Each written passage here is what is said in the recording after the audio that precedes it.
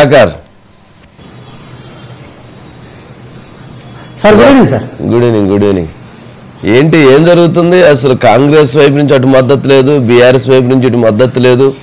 ఇంకా కాంగ్రెస్ పార్టీ నేతలు సరే ఇప్పుడు ఆయన సస్పెండ్ అయి ఉన్నాడు అనుకో, బట్ సరే ఏదన్నా కానీ ఎవరు మాట్లాడినా అలా దాడి కరెక్ట్ కాదు, ఆ వ్యాఖ్య కూడా మాట్లాడకూడదు, అది కూడా కరెక్ట్ కాదు అనేటువంటి అభిప్రాయాలు వ్యక్తం చేస్తున్నారు. సరే ఏదైనా కానీ ఇప్పుడు ఇంత దూరం వచ్చిన తర్వాత సరే తను చెప్పినటువంటిది ఏంటి, కేసీఆర్ గారు రాసినటువంటి బుక్లోనే ఉంది, అది నేను చెప్పింది కాదనేది తన వాదన. సరే ఏదైనా కానీ ఎవరి అభిప్రాయాలు వాళ్ళవి. కానీ ఇదేదో పొలిటికల్గా చాలా దూరం పోయేటట్లుంది కదా, పొలిటికల్గా చాలా అంటే బీఆర్ఎస్ పార్టీలో మరింత ప్రకంపనలు సృష్టించే అంశంగా కనపడుతుందా?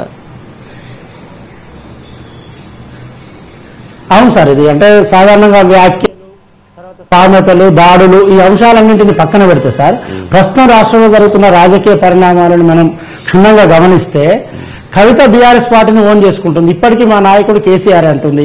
కాళేశ్వరం కమిషన్ కేసీఆర్ ని విచారణ పిలిచినప్పుడు ఎర్రవెల్లి ఫామ్ హౌస్ కు వెళ్ళింది. అదేవిధంగా ఆ ఫార్ములా ఈ కార్ రేసులో కేటీఆర్ కు నోటీసులు ఇచ్చినప్పుడు దానిని ఖండించింది. అంటే ఇప్పటికీ కూడా బీఆర్ఎస్ పార్టీ నాది, నా తండ్రి స్థాపించిన పార్టీ, కేసీఆర్ ను చూసే నేను రాజకీయాల్లోకి వచ్చిందని చెప్తుంది.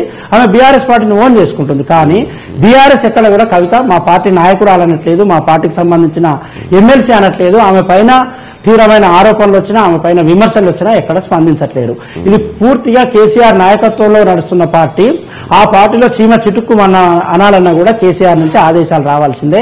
కేసీఆర్ నుంచి బీఆర్ఎస్ వర్కింగ్ ప్రెసిడెంట్ గా ఉన్న కేటీఆర్ నుంచి ఆదేశాలు వస్తే తప్ప ఎక్కడ ఏ నాయకుడు మాట్లాడరు.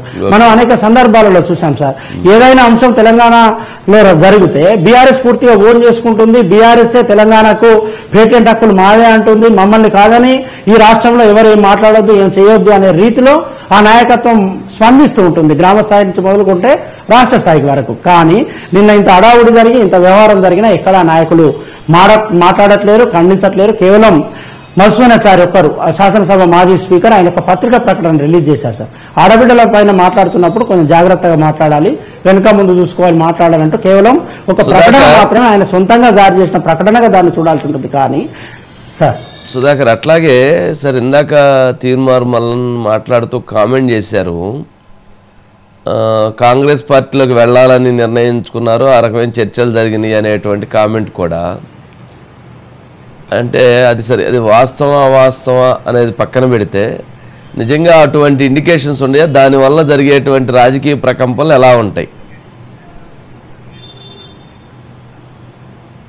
అంటే ఒక సంఘటన జరిగినప్పుడు రాజకీయాల్లో అనేక చర్చలు, అనేక ఊహాగానాలు, అనేక విశ్లేషణలు తెరపైకి వస్తాయి సార్.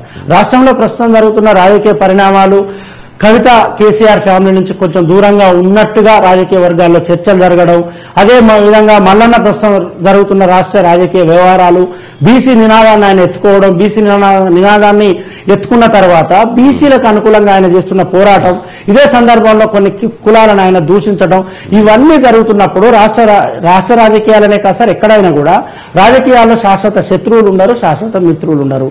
రాజకీయాల్లో ఎప్పటికప్పుడు పరిస్థితులు, అదేవిధంగా సమీకరణాలు మారుతూ ఉంటాయి. కాబట్టి అనేక చర్చలు, అనేక ఊహాగానాలు, అనేక విశ్లేషణలు జరుగుతున్నాయి. జరుగుతున్న వాటిలో వేటికి హేతుబద్ధత ఉంటుంది, వేటికి నిజాలు ఉంటాయనేది కాలం నిర్ణయిస్తుంది, కాలమే సమాధానం చెప్తుంది.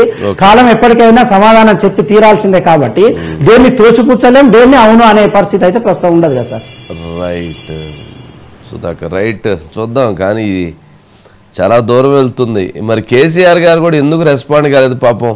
నిజంగా ఆయన అనారోగ్యానికి సమస్య కారణం నిజంగా పాపం ఆయన, దానికంటే కూడా కుటుంబంలో ఇప్పుడు ఈ వివాదాలు వీటన్నిటి నేపథ్యంలో ఆయన ఎక్కువ అనారోగ్యానికి గురవుతున్నాడు. మానసికంగా అది చాలా పెద్ద ఇబ్బందికరమైన అంశం కదా.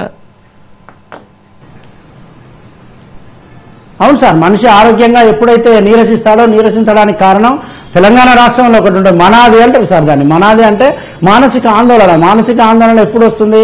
కుటుంబంలో తాను పెంచి పోషించి పెద్ద చేసిన, అంటే ఒక వృక్షంలా ఎదిగిన తర్వాత దాంట్లోన విభేదాలు రావడం. కేసీఆర్ నా నాయకుడు, కేసీఆర్ నాకు సర్వస్వం అంటారు. కేసీఆర్ పెట్టిన వర్కింగ్ ప్రెసిడెంట్ నేను ఒప్పుకోను, లేకుంటే కేసీఆర్ పెట్టిన మరో నాయకుడు నేను ఒప్పుకోను అంటే అది ఎట్లా సమంజసం? ఏ రకంగా అది ఉంది అనే ఒక చర్చ అయితే జరుగుతుంది. ఆయన దాన్ని కూడా జీర్ణించుకోలేడు. కేసీఆర్ దేన్నైనా జీర్ణించుకుంటాడు కానీ ఆయనను వ్యతిరేకిస్తే లేకుంటే ఆయన పైన తిరుగుబాటు చేస్తే ఆయన నిర్ణయాలను తప్పుపడితే ఎక్కడ ఆయన జీర్ణించుకునే పరిస్థితి ఉండదు. 2001 నుండి ఇప్పటి వరకు చూస్తూ వస్తున్నాం. అనేక మందిని రాజకీయ నాయకులు ఆయన ముందు దిగదుడుపుగా వెళ్లిపోయారు. అనేక మంది రాజకీయ నాయకులు కాలగర్భంలో కలిసిపోయారు. అంటే రాజకీయంగా సార్, వేరే రకంగా కాదు. ఓ దేవేందర్ గౌడ్, ఒక నాగం జనార్దన్ రెడ్డి, ఒక విజయశాంతి, ఇలా చెప్పుకుంటూ పోతే ఎందరో ఉన్నారు. అనేక మంది ఆయనతో విభేదించారు, ఆయనతో బయటకు వచ్చారు, రాజకీయాలు నేర్పలేకపోయారు వారందరూ. కానీ కవిత కూడా ఇప్పుడు కుటుంబ సభ్యురాలు, కూతురు అంటే ఏ తండ్రికైనా మమేకం ఎక్కువ ఉంటుంది, మమకారం ఎక్కువ ఉంటుంది, ప్రేమ ఆప్యాయత ఎక్కువ ఉంటుంది. అలాంటి కూతురు కేసీఆర్ నా నాయకుడు అంటది కానీ కేసీఆర్ తీసుకున్న నిర్ణయాన్ని ఒప్పుకోదు. కేసీఆర్ నా దేవుడు, దేవుని చుట్టూ దయాలు ఉంటాయి అంటది. కేసీఆర్ దేవుడు అయినప్పుడు దేవుని చుట్టూ దయాలు ఉండవు కదా సార్, అది సాధ్యం కాదు కదా ఎక్కడైనా. కేసీఆర్ తీసుకున్న నిర్ణయాన్ని ఒప్పుకోవాలి. కేసీఆర్ ఏ నిర్ణయం తీసుకున్నా దానికి ఓకే అనాలి. ఆ ఓకే అని ఆ పని చేసుకుంటూ ముందుకు పోవాలి. కానీ ఎక్కడో ఆమె విభేదిస్తుంది. దీన్ని కేసీఆర్ అంగీకరించే పరిస్థితులు లేరు. అందుకే ఆయన మానసికంగా ఇబ్బంది పడుతూ ఉండవచ్చు. Okay, right.